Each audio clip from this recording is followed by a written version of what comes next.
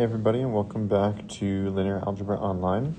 So the plan for today is to talk about something very critical to the concept of an isomorphism, which is something we've been slowly building to in this chapter.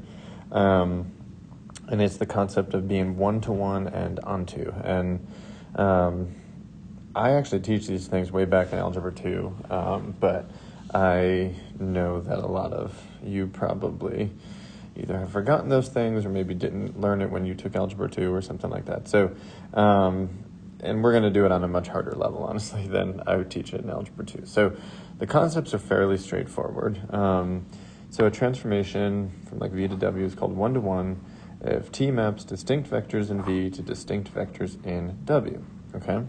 So take this little thing right here. These are distinct vectors, let's say, in V. The transformation is mapping them to the same thing in W, which means it is not one-to-one. We would actually call that 2-to-1. Quadratics are like 2-to-1, right? Because you can just take, I don't know, let's just take a normal quadratic, right? Both like 3 and -3, two different things, right? Map up to 9 on the quadratic function, right? The other definition here says that if the range of the transformation is W, okay, then T is called onto. So basically, if the transformation hits everything over in the output space, then it is onto, okay? This transformation is a really nice one because it is both one-to-one and onto. And when you have both of those things, you get another really nice name. You get something called a bijection. And bijections end up being the thing that we really need to do an isomorphism. So we will talk about that soon. But this is a very nice map because it maps one thing to one thing everywhere, and it hits every vector over here. This is 2-to-1, but it is onto, hits both of the vectors over here. This concept being one-to-one, onto, those kind of things, they have special names too, so they're up here and here. But so a one-to-one function is an injective function, and an onto function is a surjective function. And then you could say there is a surjection between x and y, or an injection between x and y. If you have that one-to-one and onto thing, there's actually this natural nice back and forth behavior. And really a bijection should get a double arrow in my mind. So basically there's like a connection between all of x and all of y back and forth, almost like has like a mirror image to it. That's why you get this name bijection. It goes in injection and surjects out, basically. So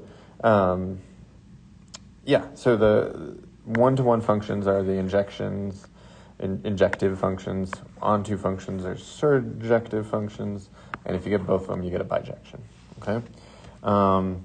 This over here is this bottom left is just more examples, and I just kind of wanted to categorize these really quick. So here you're hitting all the outputs in B, so it's onto. But this part right here means that you're hitting two different things hit one thing. So it's another example of being 2-to-1 and onto. Here you don't hit every vector, right? This one. So it is not onto. It is one-to-one though, because every arrow just goes from one thing to one thing, right? So just wanted to do a few more of these, and I wanted to this time classify them as injections, surjections, or bijections. Over here, right, every single arrow goes from one thing to one thing, and you hit everything. So this is like one of those really, really nice maps, which is a bijection between spaces A and B there. This one, though, is not an injection because it's not one-to-one. And it's not a surjection because you don't hit this vector over here. So this thing is not an injection or surjection. all right? You can have maps that do all these different things. You can have maps that are 8 to 2, and it could be a surjection. All sorts of different combinations of these terms. You can have like 14 to 1 functions. You're going to have all sorts of different things. You can't have a 1 to 2 function. If you think about the definition of what a function is, you couldn't be something like 1 to 2. That doesn't make sense. One of the things that I definitely don't do with my Algebra 2 classes, but we will have to do, is prove whether or not things are 1-to-1 and onto and stuff like that. And there's sort of one way that we really do onto, but there's actually 2 ways that we kind of can do 1-to-1. So if the proof techniques for 1-to-1 are given right here. So if you have a transformation, it's 1-to-1 if for all vectors u and v in v, u not equal to v is going to imply that t of u is not equal to t of v. So one technique is that you start here and you say, okay, let's take 2 things that are not equal to each other and let's show that their transformations on those are also not equal, right? That actually would prove 1-to-1. Or you can do this. So it's going to be 1-to-1 if, again, for all vectors u and v. If you start with the outputs, so t of u equal to t of v, and you can show that the only way that happens is if u and v are equal to each other, that's another way to show 1-to-1. And if you look at what these things really are, these 2 statements are really just contrapositives. That's what I was going to put up here, but didn't think I had room. So contrapositives are equivalent statements, right? Something we saw first semester. And so you can do 1-to-1 either way. And I'm actually going to do stuff like this today, so you'll see it. For onto, it's pretty cut and dry. The way that you do it, basically a map is onto if for all like w and w, the output space, there is at least one v in v, the vector space v, such that w equals t of v. So you just need to basically construct something that maps to the w. You can have all sorts of things that map to w. So, you could have like a literally infinitely many arrows that come in. But to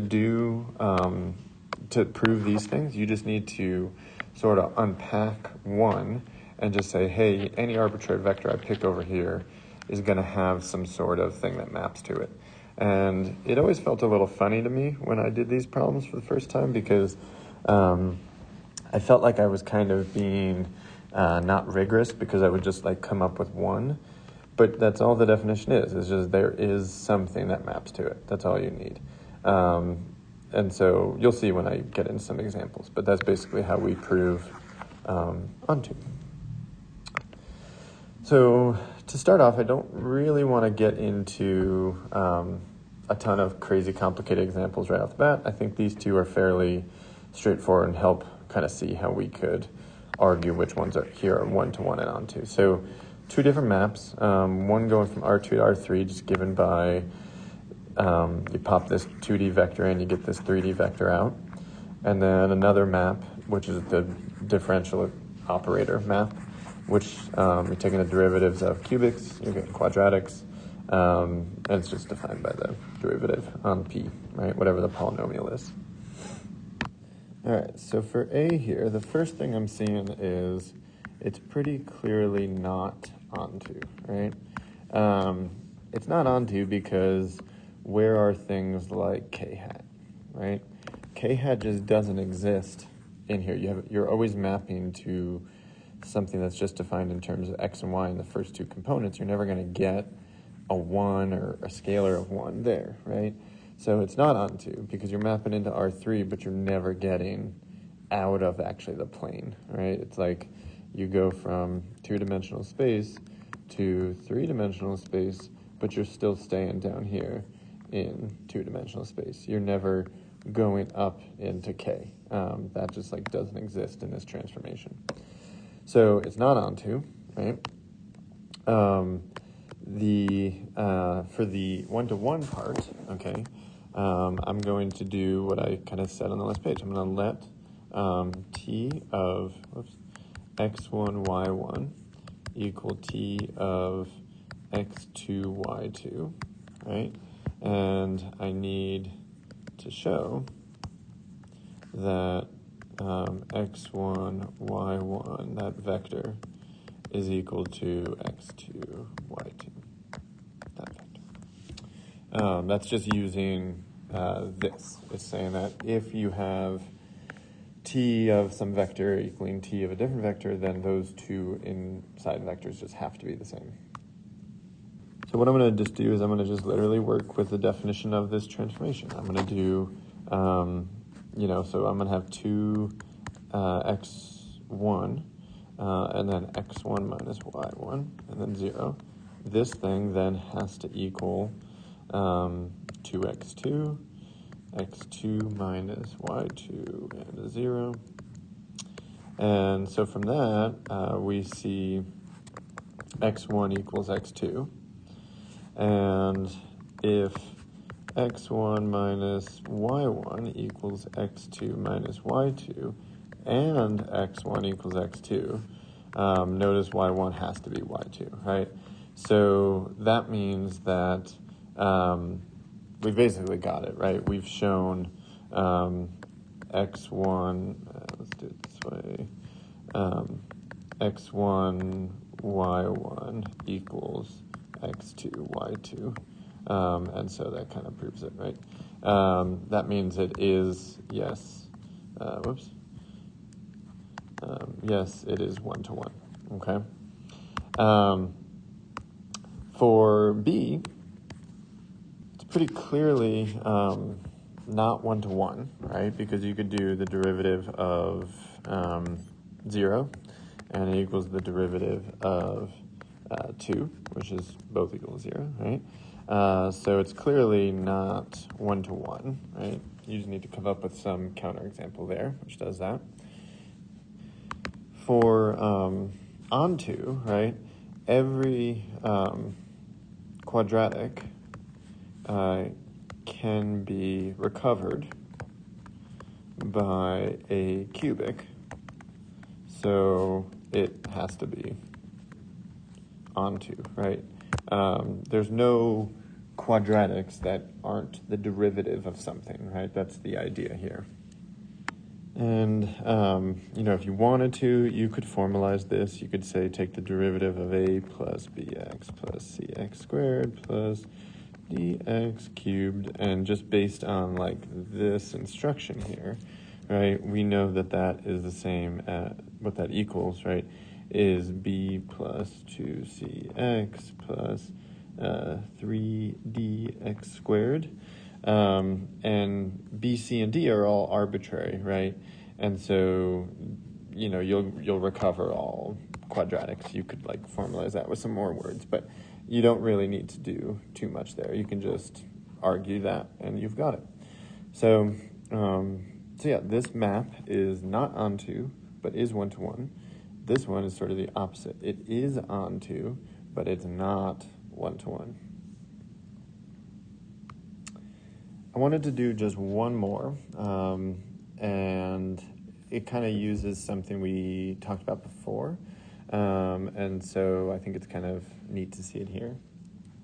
All right, so I just want to do another one of these examples, this time just doing the 1-to-1 onto arguments between m2 by 2 and 2m2 by 2, where we just define it using taking the transpose of the matrix, okay?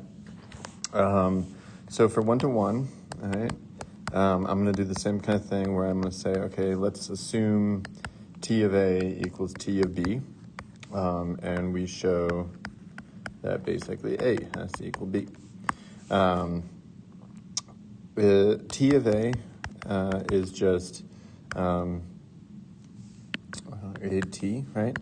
And t of B is bt. So AT equals BT. And we know that we can always just take the transpose of both sides. So then ATT equals BTT which implies, right, that A equals B.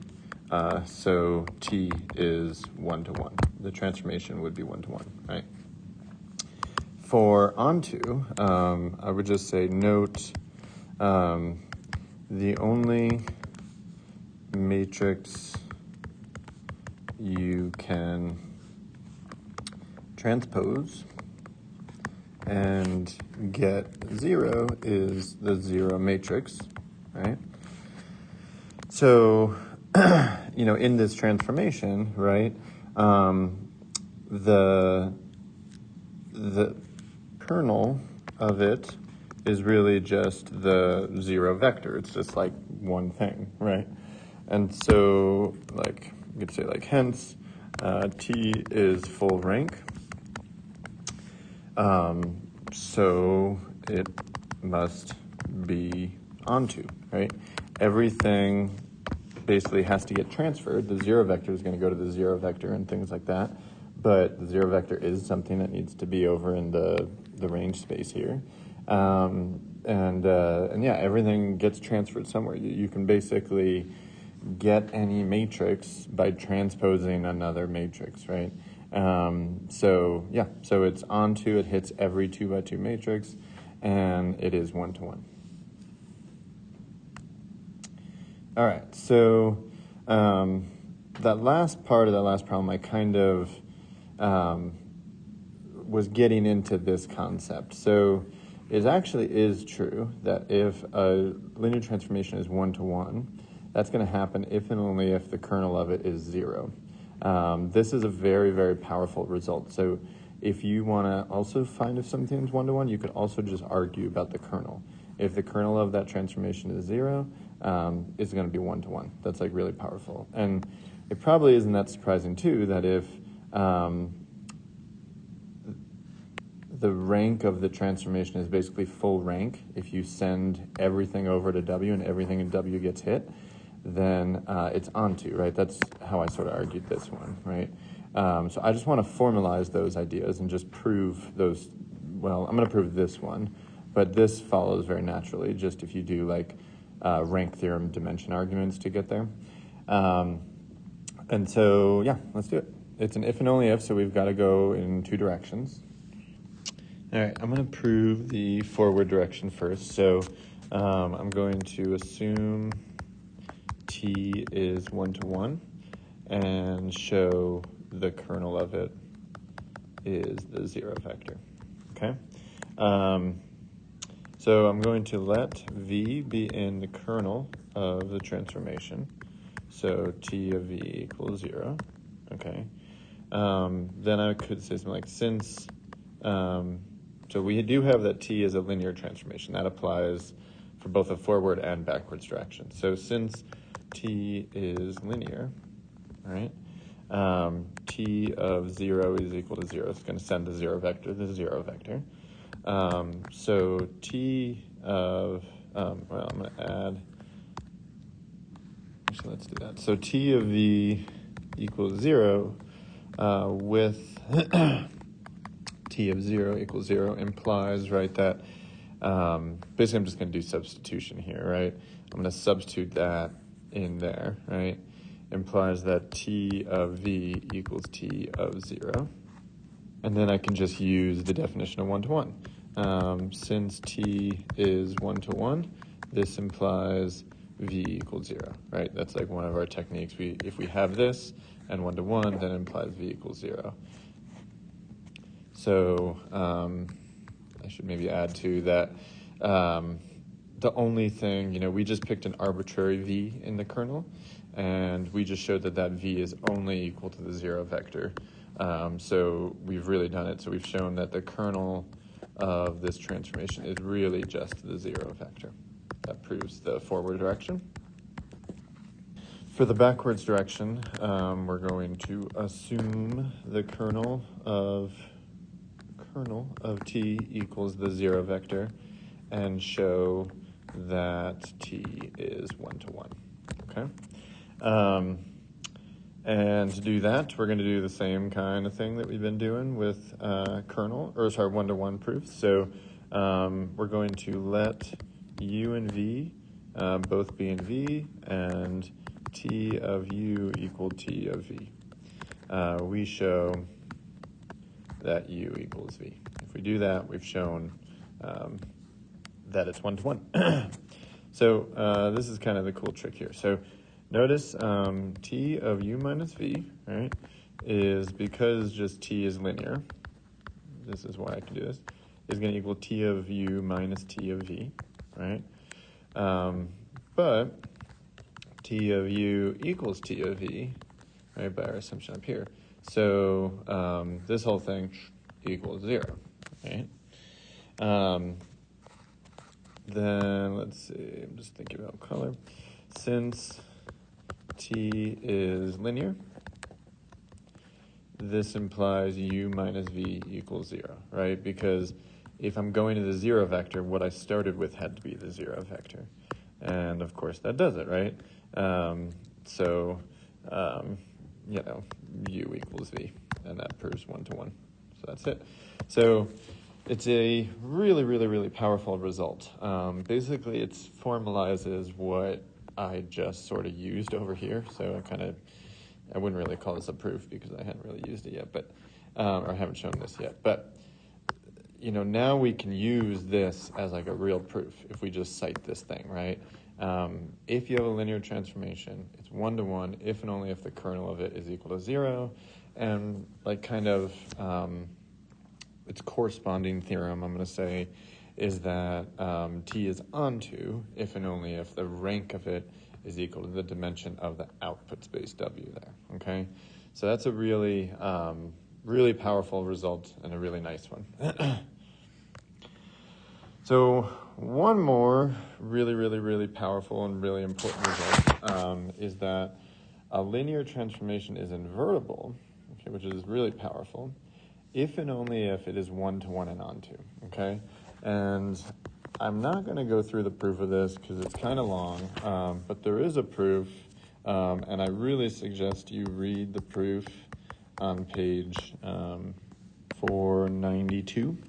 But the power of this is it says basically a linear transformation is invertible if we have a bijection, okay?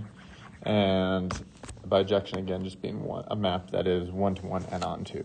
So bijections are sort of your best possible situation you can get in linear algebra.